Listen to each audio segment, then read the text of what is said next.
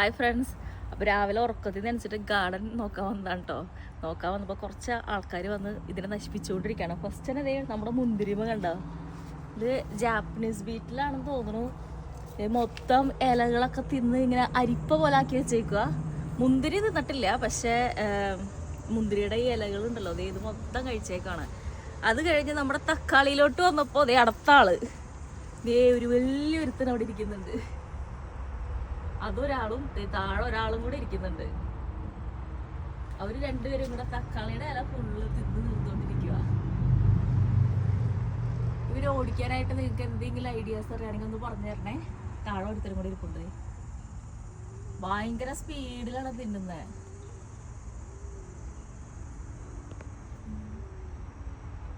എന്തിനാ സ്പീഡിലാണ് തിന്നണ നോക്കി.